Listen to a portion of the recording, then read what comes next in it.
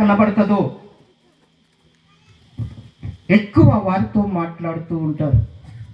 హల్లెలూయా. ఎవరు శరీరము అందముగా కనబడుతుందో వారితో ఎక్కువగా మాట్లాడుతూ ఉంటారు. హల్లెలూయా.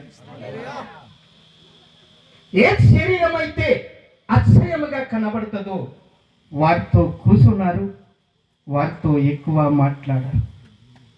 దూరంగా ఉండు అని చెప్తూ ఉంటారు. హల్లెలూయా. దేవుని యొక్క బిడ్డలారా, దేవుడు లోకమంతటికి ప్రేమిస్తూ ఉన్నాడు.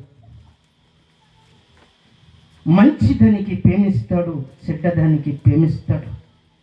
హల్లెలూయా.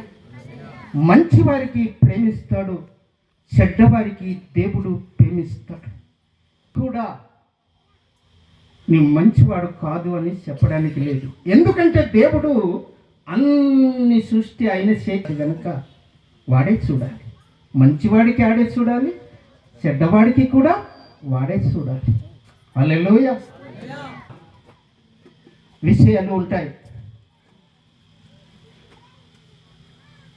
మనిషికి ఏదైనా అందము కనబడితేనే ప్రేమిస్తాడు. అందము కనబడిన దానితో ఏకమై ఉంటాడు. హల్లెలూయా.